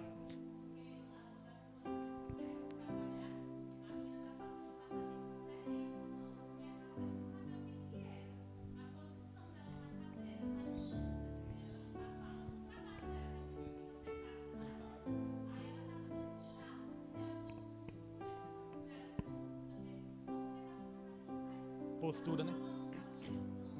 Irmão, trava tudo, fica muita pressão, né? Bota pressão onde não é para botar, então é um caso sério. Irmãos, eu terminei o subtópico 3. Entendeu? Então vamos para o tópico 3 para a gente encerrar, irmãos, para a gente encerrar aqui. Mas é maravilhoso, irmãos, é maravilhoso realmente a gente levar essas coisas a sério, né? Que vai trazer só bem-estar para a nossa vida. Nós somos compostos de espírito, alma e corpo. Então temos que cuidar do nosso espírito, cuidar da nossa alma, que são os nossos sentimentos, né? Ter cuidado com o nosso coração, com os nossos sentimentos, mas cuidar do nosso corpo também. Sabe o que fez, irmãos? Foi Deus Deus usou o Rildo, primo da Neide, o Rildo. Deus usou ele para que eu tomasse uma decisão. Porque as 2 vezes que eu fui no médico, por causa que estava dando uma pequena arritmia no coração, meu coração disparado, aquela canseira, aquela coisa, aquela fadiga, é coisa emocional também. Aí quando eu fui no médico as 2 vezes, o médico perguntou sobre exercício físico. Falou, vem cá, você tem feito exercício físico? E eu, doutor, não, estou ocioso. Aí ele me explicou a importância dos exercícios físicos, né? Aí aí eu comecei a orar a Deus, falei, Senhor, não tenho paciência para ir para academia, não tem tempo, né? Nem desculpa, né? Falar que não tem tempo, irmãos. A gente sempre arruma tempo para aquilo que a gente acha mais importante para a nossa vida. Então, eu não tinha paciência, não tinha ânimo para ir. Aí eu comecei a falar com Deus, comecei a pedir, falei assim, eu tenho que cuidar da minha saúde, realmente tenho que cuidar da minha saúde. Aí o Rildo, ele colocou uma frase lá no Instagram. Ele colocou essa frase e essa frase, ó, me despertou. Porque eu sempre gostei muito de cuidar da minha mente, né? De estudar, de conhecer e tal. Cuidar do espírito também. Só que estava faltando cuidar do corpo. Aí ele colocou uma frase assim, ó. O corpo, para funcionar bem, ele precisa de uma mente saudável. E a mente, para funcionar bem, precisa de um corpo saudável. Falei, tá vendo? Por isso que às vezes eu estudo, até vou lá no estudo, lá dou umas aulas no estudo e tudo, mas me sinto fadigado, Então, para minha mente funcionar bem, irmãos, eu já dei estudo aqui só pela misericórdia também. Às vezes os irmãos não percebem, mas às vezes a mente está, difícil de raciocinar, difícil de articular as palavras, fica tudo mais difícil. Aí às vezes o irmão fala, eu nem percebi, mas só eu sei a luta que estava por dentro. Então, para mim conseguir dar até o estudo com mais facilidade, é importante os estudos bíblicos. Oxigena o cérebro, faz o sangue circular melhor também. Tudo melhora, então é importante, irmãos. Parece que Deus está falando nessa igreja, né? Para os irmãos começarem a fazer exercício físico. Deus está falando. É os crentes sarados. Nós somos os crentes sarados. Sarados pelo sangue e também sarados, né, fisicamente. Vamos lá. Uma mensagem transformadora. Falar nisso, estou sentindo falta do pastor Ivaldo e da missionária. Deve ter chegado tarde, né? Vamos lá. Uma mensagem transformadora. A transformação do caráter. O caráter é definido como a maneira própria de cada pessoa agir e expressar-se. Na lei, o Decálogo, ou os 10 mandamentos, apresenta as orientações básicas para o modo de viver dos israelitas. Esses princípios também são aplicados nos evangelhos, exceto a guarda do sábado. Contudo, a mera observância de códigos não pode salvar ninguém. Aqui, irmãos, isso é importante. Ó. A mera observância de códigos, ou seja, só rituais, não pode salvar ninguém. Somente a graça divina é capaz de transformar o caráter humano por meio da ação do Espírito Santo e da obediência ao Evangelho. Então, note que é um trabalho de cooperação, né? É a ação do Espírito Santo, mas é por meio da obediência ao Evangelho. Deus, ele faz a parte dele, mas se a gente não fazer a nossa aqui, nada, não vai acontecer nada. Não é verdade? Deus já enviou o Filho dele, já tem o Espírito Santo, a palavra, a igreja, tem tudo, irmãos. Mas se a gente não quiser, Deus, ele não faz nada obrigado com ninguém. Então é através da obediência ao Evangelho. O homem pode compartilhar a natureza do caráter de Deus. Desse modo, a mensagem do Evangelho de Cristo produz substancial mudança no caráter do cristão. Então, irmãos, aqui nós vamos um pouquinho mais rápido, mas eu quero só falar falar rapidamente aqui, rapidinho aqui, sobre o caráter, porque o caráter nós já falamos várias vezes, né? Que nós já aprendemos que o caráter é aquilo que nós somos diante de Deus. Reputação é aquilo que nós somos diante do homem, mas caráter é aquilo que nós somos diante de Deus. E aí eu estava lendo esse livro, que é o livro da lição também, né? O livro de apoio da lição. Eu estava lendo, aí eu achei importante essa observação, e eu quero trazer aqui para os irmãos também sobre caráter. Diz assim, ó: o caráter é a marca distintiva de cada pessoa que regula a sua forma de pensar, de sentir, de desejar, de proceder e reagir. De proceder, cadê, me embaracei aqui.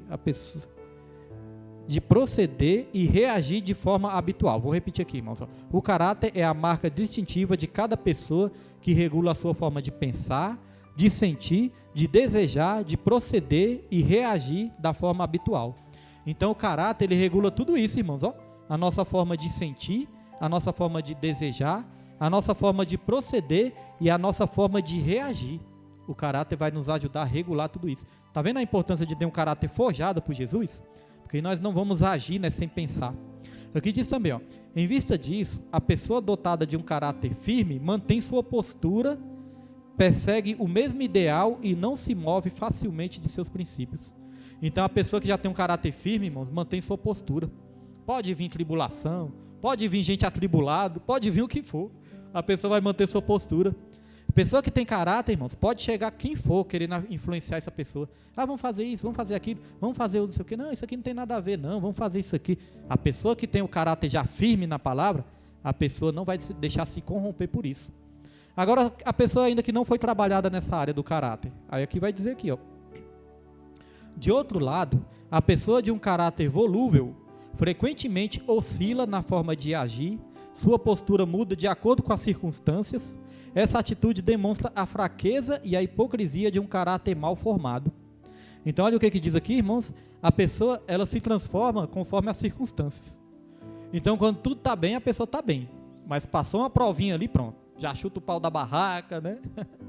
Aí já, como é que fala? Desce do salto. Fala no popular, né? Já desce do salto. A pessoa está firme ali com Deus. Mas chega alguém influenciando ali, com uma má influência, a pessoa já cai. Já vai. Já segue os conselhos dos ímpios. Então isso é o caráter que está precisando ser formado ainda. Olha o caráter de Daniel, irmãos. Daniel foi levado para um país totalmente idólatra. Um país lá que tinha uns banquetes deliciosos, mas era um país totalmente idólatra, mas ele não deixou de se corromper. Ele não foi influenciado pela cultura da Babilônia, mas ele que influenciou a cultura da Babilônia. Converteu até o rei Nabucodonosor, foi usado por Deus, né? Então é isso, nós não podemos ser influenciados, nós temos é que influenciar. Os jovens aqui na igreja são uma bênção, mas quando chegar no colégio, é vocês que têm que influenciar, jovem. Não se deixarem ser influenciar por o mal que está nessa terra aí, porque o mundo jaz no maligno. Da mesma maneira que vocês são uma bênção aqui, vocês têm que ser uma bênção no colégio também. Vocês vão chamar a atenção das pessoas com isso. A Bíblia fala que nós temos que ser sal e ser luz aonde a gente for. A luz é feita para brilhar. A luz não se mistura com as trevas. A luz, ela dissipa as trevas. E neste mundo de trevas, Deus ele está contando com cada um de nós, e principalmente com essa nova geração. Vocês vão ser os próximos missionários, evangelistas, pastores, levitas do Senhor. Vocês que vão cuidar deste lugar ou de outro, onde a gente estiver, irmãos. Vocês acham que essas coisas aqui eu vou levar comigo? Para o caixão? Ninguém vai levar. Isso aqui, ó, é da igreja. Isso aqui é do corpo. Isso aqui é de Jesus. Isso aqui, quem for cuidar dessa igreja já vai ter tudo, se Deus quiser, e muito mais, se Deus quiser. Mas para isso, o mais importante não são essas coisas. O mais importante é um caráter forjado, formado por Jesus. Então, só para terminar aqui, o que a gente vai dizer, ó. Antônio Gilberto pondera que o caráter é um componente da personalidade. É adquirido e não herdado. É adquirido, ó. Caráter, ele é adquirido. Não adianta você ter uns pais com caráter bom, né? E a gente ir para o outro lado, né? Não é algo que vai ser herdado dos pais, não. Por exemplo, se meu pai for um mau caráter, eu posso ser diferente, posso ser um bom caráter. Agora, se meu pai for um bom caráter e eu for um mau caráter, isso não é herdado, isso é adquirido, é forjado. Então aqui diz, ó, resulta da adaptação progressiva do temperamento às condições do meio ambiente, o lar, a escola, a igreja, a comunidade e o estado socioeconômico. Portanto, o caráter pode ser forjado, mudado e transformado, irmãos.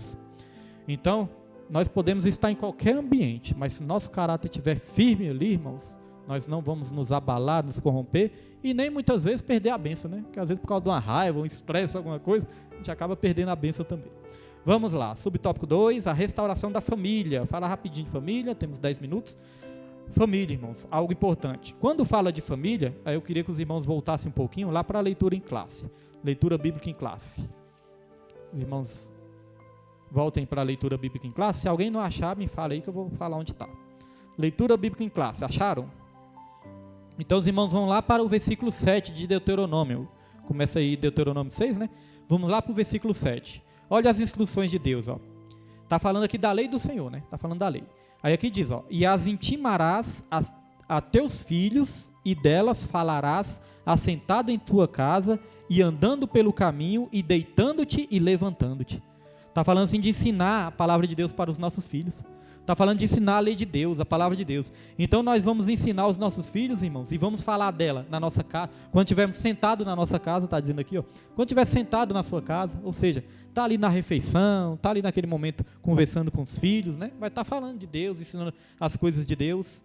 Fala aqui também, ó, andando pelo caminho, aonde você estiver com seu filho, andando, caminhando, você pode estar ensinando exemplos. Eu gosto muito, de muitas vezes quando nós vamos andar por aí, né, passear, fazer alguma coisa, porque a gente fica observando os exemplos.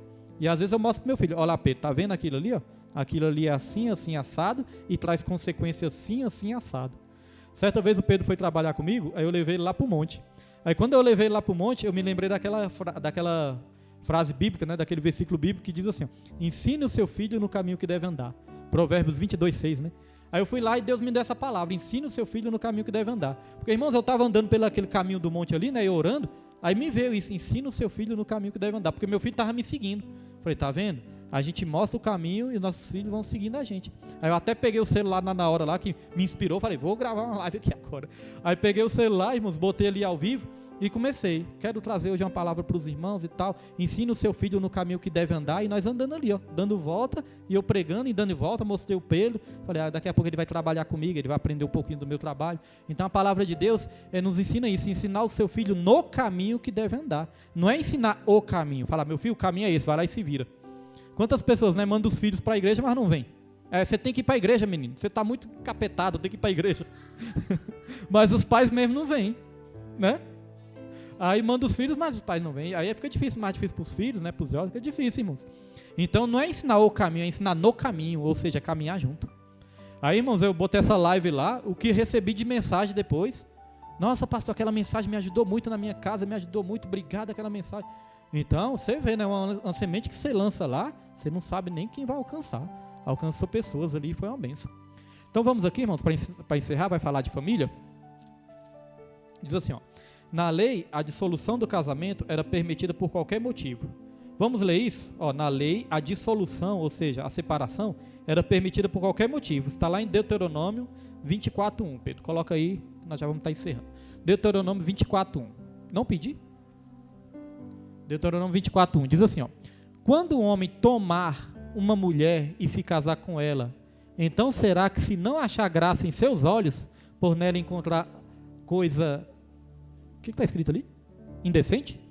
Por encontrar coisa indecente, far-lhe-á uma carta de repúdio e lhe dará na sua mão e a despedirá de sua casa. Então, só para simplificar, chegou um tempo, irmãos, que isso aí foi até ali tolerado. não é que... É bom entender isso. Não é que é vontade de Deus, mas foi tolerado. Por que foi tolerado? Jesus explicou.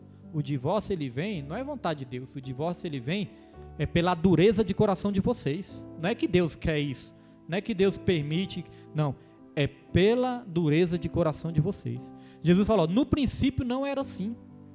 Deus criou homem e mulher e falou, vocês vão se multiplicar, vocês vão criar filhos e tudo, né? Deus criou ali o casamento. Deus estava instituindo ali o casamento. Vocês serão uma só carne. E o que Deus uniu, que o homem não separe.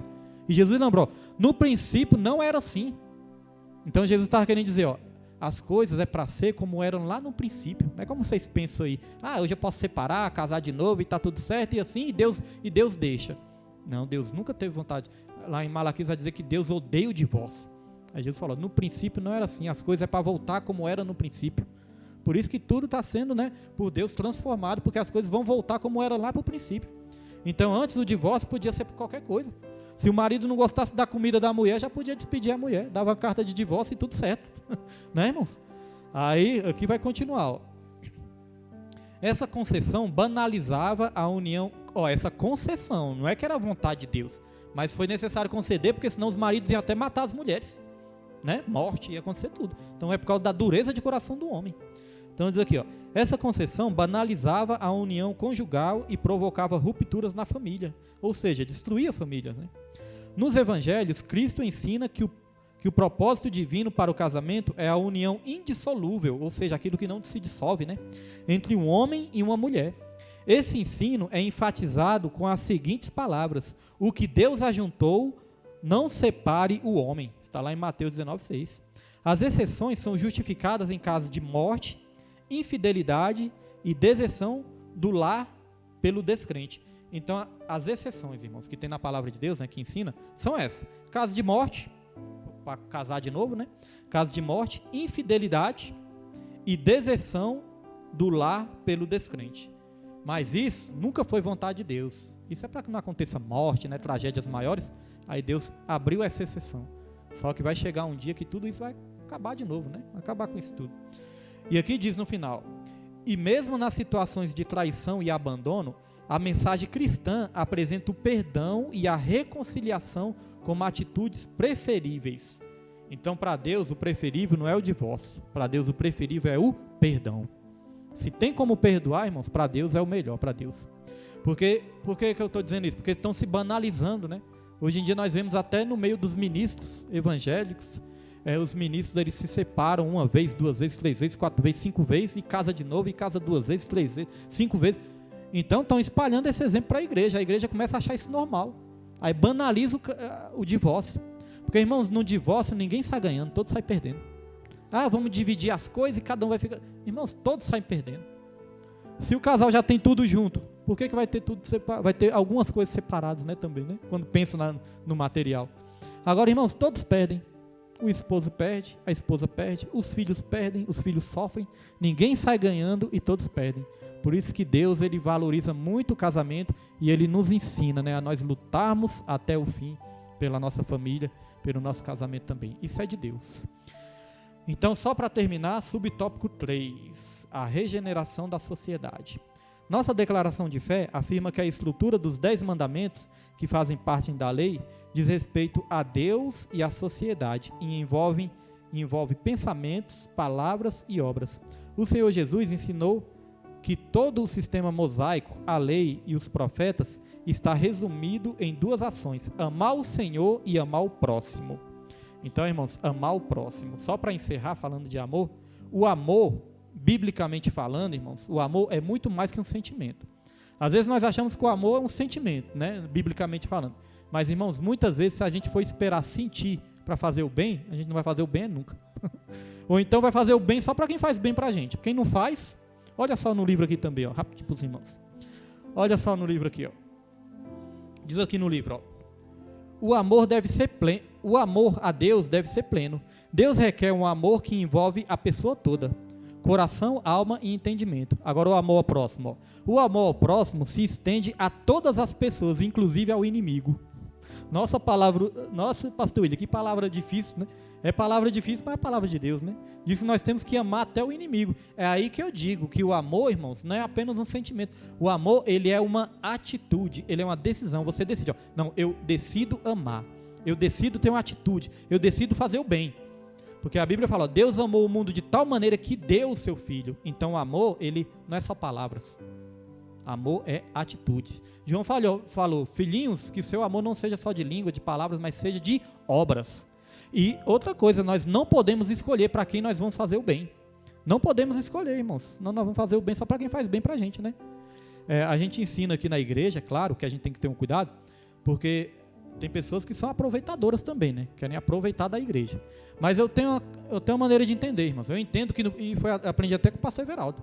O pastor Everaldo me ensinou assim, ó, o pastor William, em primeiro lugar, a gente ajuda. No primeiro momento, a gente ajuda, sem olhar quem. A gente ajuda em primeiro momento. Depois, se a gente identificar que as pessoas estão ali com a intenção errada, a gente já não ajuda mais. A gente prega a palavra, não ajuda mais, porque às vezes a pessoa vai querer ficar o quê? Aproveitando. Então nós temos que ter esse cuidado. Só que no primeiro momento, a gente não pode escolher quem a gente vai ajudar, a gente tem que fazer o bem a todos. Lá em Gálatas vai dizer, ó, faça o bem a todos, principalmente aos domésticos da fé. Então é fazer o bem sem olhar quem mesmo. Porque se Jesus fosse escolher, não, vou escolher aqui os mais bonzinhos para me salvar, né? Eu vou morrer só para os mais bonzinhos, irmãos. A gente estava enrolado, né? Então Jesus não escolheu. Jesus, ele não ia achar ninguém, né? Nem achar ninguém. Então Jesus, irmãos, ele não fez acepção de pessoas. Ele morreu pelo alcoólatra, drogado, prostituta, bandido, estuprador. Ele morreu por todos, sem exceção. Então, nosso amor, nós não podemos escolher para quem fazer o bem, não, irmãos. Amém? Aí aqui diz, vamos aqui, cadê? No finalzinho aqui, ó. Os evangelhos asseguram que o amor de Deus para com a humanidade é base da salvação. Em vista disso, os cristãos receberam a missão de proclamar essa mensagem às nações. Assim sendo, a igreja fiel e guiada pelo Espírito, ao pregar e viver o evangelho, torna-se sal da terra e luz do mundo. Olha, a igreja só se torna sal e luz quando ela prega e vive o evangelho. Aí ela se torna sal e luz. Conclusão para nós encerrarmos. A função da lei era transitória. Ela revela o pecado, mas também aponta o plano de salvação em Cristo. O Senhor Jesus nos libertou da condenação da lei.